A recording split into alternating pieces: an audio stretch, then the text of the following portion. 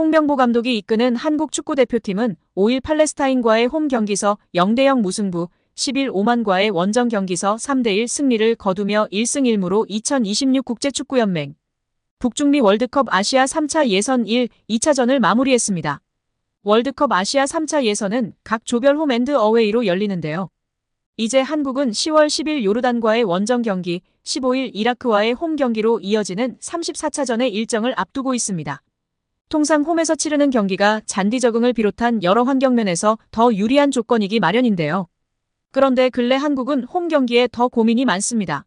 한국은 익숙한 서울 월드컵 경기장에서 펼쳐진 팔레스타인의 무득점으로 고전했지만 원정 오만전에선 오히려 더 빠른 템포의 경기력으로 3골을 터뜨렸습니다. 여러 요인이 있겠으나 잔디 컨디션을 빼놓을 수 없습니다. 팔레스타인전이 열린 서울 월드컵 경기장은 잔디가 크게 훼손돼 바운드가 불규칙했습니다. 그래서 한국의 장점인 빠른 공격과 패스 플레이가 나오기 어려웠습니다. 김대길 해설위원은 잔디 때문에 선수들이 정상적 컨트롤을 할 수가 없을 정도였다.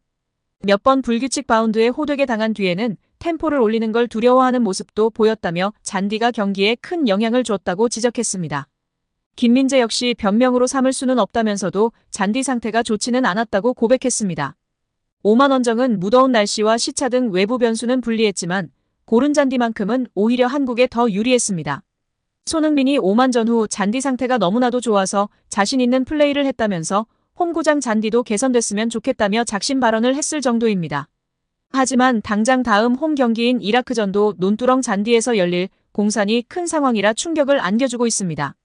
대한축구협회 관계자는 아시아축구연맹에 10월 홈 경기 장소를 서울 월드컵 경기장으로 제출했다. 장소가 변경될 여지는 있지만 현재로선 서울 개최가 유력하다고 전했습니다. 경기장 변경이 쉬운 일은 아닌데요. 서울 월드컵 경기장은 요르단 원정을 마치고 인천공항을 통해 돌아오는 선수단과 원정길에 나서는 이라크 선수단의 동선상 유리할 뿐 아니라 수용 관중도 많기 때문. 더해 한국 축구의 상징적 홈구장이라는 의미에서도 쉽게 바꾸기 어렵습니다. 또 다른 축구 관계자는 KFA로선 약 6만 명의 많은 관중과 그에 따른 입장료 수익이 보장되는 서울을 포기하기란 어려울 것이라고 귀띔했습니다. 하지만 그로 인한 피해는 고스란히 그라운드 위 선수들이 받게 됩니다. 서울 월드컵 경기장 잔디는 단기간 보수되기 힘들 만큼 상태가 좋지 않을 뿐 아니라 9월 말 인기 가수의 콘서트까지 예정돼 있어 잔디의 추가 훼손이 불가피한 상황이라 더욱 충격적입니다. 현재로선 원정 잔디에서 더 편안함을 느끼는 아이러니가 계속될 수밖에 없는 참담한 현실을 마주한 상황입니다. 졸속 행정부터 감독 최악의 선임이 끝인 줄 알았는데 선수 부상 위험 등은 생각하지 않고 돈밖에 모르는 협회로 인해 정말 가지가지 하고 있는 상황입니다. 차기 월클 이강인의 자기관리는 상상 이상이었습니다. 지난 BTS 멤버 슈가가 진행하는 슈츠타 프로그램에 이강인을 초대한 에피소드를 공개했었는데요. 다시금 이강인의 자기관리가 이슈되며 재조명되고 있습니다. 평소 스포츠 팬으로 잘 알려진 슈가는 자연스러운 진행으로 이강인의 남다른 모습을 이끌어냈습니다. 이강인과 슈가는 삼겹살을 함께 구워 먹으며 소탈한 모습을 보였습니다. 이강인은 술을 먹지 않는 대신에 청포도 에이드를 챙겨왔습니다. 슈가가 평소 술을 아예 먹지 않느냐고 물었는데요. 이강인은 태어나서 술을 아예 먹어본 적이 없다. 어렸을 때부터 술을 먹으려는 생각을 해본 적이 없다. 입에 살짝 대본 적은 있다. 부모님이 먹으라고 했는데 엄청 쓰더라면서 웃었습니다. 자기관리가 철저한 프로선수도 비시즌에는 맥주 한 잔씩 하면서 스트레스를 풀기도 합니다. 이강인처럼 술을 아예 입에도 대지 않는 경우는 드문데요. 이강인은 저는 단 것을 좋아해서 청포도 에이드를 가져왔다. 한국 휴가 와서 가장 많이 먹은 음료수다. 평소에는 청포도 에이드를 먹으면 다음날 무거운 느낌이라 최대한 피한다고 밝혔습니다. 청포도 에이드조차 이강인에게는 엄청난 일탈인 셈이었습니다.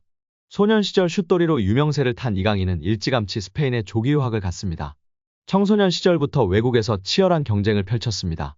이강인은 어렸을 때부터 스페인에 가서 경쟁을 했다. A팀과 B팀으로 나눠서 경쟁을 했다. 똑같은 포지션의 선수와 싸워서 이겨야 한다. 매 순간이 경쟁이라며 어려움을 호소했습니다. BTS의 슈가는 나도 운동선수가 꿈이었다. 농구를 오래 했다. 예술과 체육은 묶여서 간다. 비슷하게 대중에게 평가를 받고 원치 않는 비난도 받는다. 팀의 팀으로 싸워서 이겨야 하는 삶이라며 이강인의 말에 공감했습니다. 스페인에서 힘들었던 순간을 묻자 이강인은 스페인에 가서 한국으로 돌아가고 싶다고 생각한 적은 없다. 어렸을 때부터 프로 데뷔가 꿈이었다. 또래에서 항상 잘하는 선수였다. 프로에 데뷔하고 너무 좋은 선수들이 많았다. 17에서 18세가 최고 힘든 순간이었다. 프로 선수가 쉽게 되는 게 아니구나 느꼈다고 고백했습니다. 이어 슈가는 이강인에게 자신에게 있어 고 유상철 감독은 어떤 사람이냐고 물었고 이강인은 저한테 첫 스승님이자 첫 감독입니다. 저한테 되게 잘해주셨다. 지금 기억해보면 별거 아닌 걸로도 신경 많이 써주시고 저희 부모님한테도 축구를 해외 나가서 배우는 게 좋을 것 같다고 말해주셨다며 너무 감사한 분이고 월드컵 뛰는 것도 보시고 좋은 팀으로 이적하는 것도 보셨으면 좋았을 텐데 너무 아쉽다는 마음을 드러냈습니다.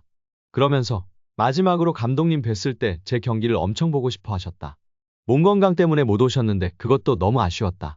제가 좋은 축구 선수로 커서 직접 와서 경기를 보셨으면 얼마나 좋았을까. 좋은 곳으로 가셔서 잘 지켜보고 계시지 않을까라며 고 유상철 감독을 그리워했습니다.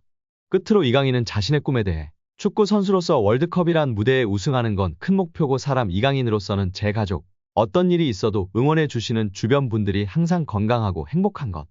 그게 제가 제일 원하는 것 같다고 전했습니다. 한편 이강인 선수의 외할머니가 손주에 대한 그리움을 표현하며 깡돌이라고 발언한 것이 재조명되며 팬들의 관심을 받고 있습니다. 전남 강진에 사는 외할머니는 자녀들이 모두 서울에 살고 있어서 명절이 되면 항상 서울에 다녀왔다며 인천에 살고 있던 강인이도 그때 한 번씩 얼굴을 볼 수 있었다고 회상했습니다. 이어 손주 10명 중 가장 막둥이였던 강인이는 깡돌이라는 별명으로 불리며 가족들의 귀여움을 많이 받았다며 그런 강인이 가족이 스페인에 가게 되면서 많이 섭섭하기도 했다고 털어놨습니다.